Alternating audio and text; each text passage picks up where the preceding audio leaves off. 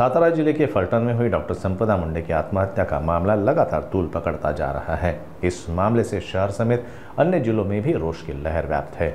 एक तरफ राजनीति गलियारों से संपदा मुंडे को न्याय दिलाने पर अलग अलग बयानबाजी की जा रही है, तो दूसरी तरफ कई जिलों के डॉक्टर मुंडे को न्याय दिलाने की मांग की गुहार लगा रहे हैं। ऐसी डॉक्टरों की एक गुहार छत्रपति संभाजीनगर में शेर की दहाड़ की तरह गूंज उठी। डॉक्टर संपदा मुंडे की मौत के मामले को लेकर मार संगठन के डॉक्टर आक्रोशित हो गए हैं। न्याय की मांग करते हुए मार डॉक्टरों ने 3 नवंबर से काम बंद आंदोलन शुरू किया। अलग अलग विभागों के डॉक्टरों के हड़ताल पर जाने से अस्पतालों में मरीजों की सेवाएं प्रभावित होने की आशंका है, किंतु ऐसी घटनाएं न सिर्फ डॉक्टरी पेशे पर सवाल खड़े करती है, बल्कि उनकी सुरक्षा और समाज में हो रहे असामाजिक कृत्यों को भी उजागर करती है। अब देखना होगा कि क्या डॉक्टर संपदा मुंडे के गुनहगारों को सजा मिलेगी भी, या यह घटना सिर्फ न्याय का इंतजार करती रह जाएगी।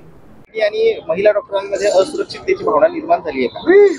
महिला डॉक्टर म्हणून अत्यंत दुर्दैवी ही घटना घडलेली आहे। 10 दिवस या घटनेला होऊनही आज डॉक्टर संपदा मुंडे यांना न्याय मिळत नाही, ही खूप दुर्दैवी घटना आहे आपल्या सरकारप्रती, आपल्यासाठी।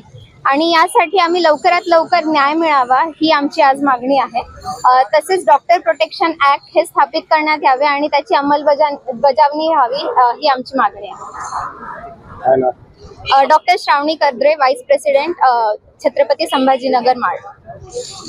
फलटण प्रकरणाचा निषेध म्हणून तुम्ही या ठिकाणी आंदोलन करता, काम बंद आंदोलनाचा इशारा देखील तुम्ही दिलेला आहे, काय मागणी आहे? तर गेले 10 दिवस झाले या प्रकरणाला होऊन आम्ही कशासाठी तुम्ही आंदोलन करताय, काय तुमच्या मागण्या आहेत? आमच्या मागण्या अशा आहेत की SIT स्थापन झाली पाहिजे आणि इन्व्हेस्टिगेशन ऑफिसर आहेत, सगळी टीम नवी झाली पाहिजे। कालच CM साहेबांनी SIT स्थापन केलेली आहे, पण जी जुनी टीम आहे तीच ठेवलेली आहे आणि एक IPS अधिकारी नियुक्त केलेला आहे। तर आमचं म्हणणं आहे की पूर्ण जे आहे ती कमिटी वेगळी पाहिजे। त्यानंतर त्यांच्या घरच्यांना कंपन्सेशन म्हणून 5 करोड रुपये भेटले पाहिजे व त्यांच्या घरचे जे एलिजिबल असेल त्यांना एक सरकारी नोकरी भेटली पाहिजे, कारण त्यांच्यात जे कमवणारी होती ती आपली संपदा ताईच होती। त्यानंतर आमची तिसरी मागणी अशी आहे की एक डॉक्टर प्रोटेक्शन ऍक्ट म्हणून असा लॉ सरकारने काढला पाहिजे, जेणेकरून पुढील संपदा मुंडे घडू नये आणि जे आमच्या महिला डॉक्टर 24 तास काम करतात त्यांना एक सेफ फील व्हावं, कारण त्यांच्या सगळ्या डॉक्टरमध्ये आक्रोश निर्माण झालेला आहे की डॉक्टरांची सेफ्टीचं एवढं दुर्लक्ष सरकार का करत असते।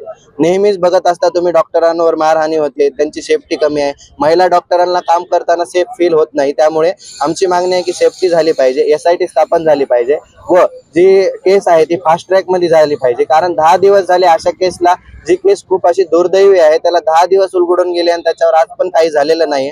त्यामुळे सगळ्या डॉक्टर समाजात आक्रोश निर्माण झालेला आहे। त्यामुळे आम्हाला हे टोकाचं पाऊल उचलावं लागलं। त्यामुळे आम्ही आज OPD सेवा बंद केलेली आहे।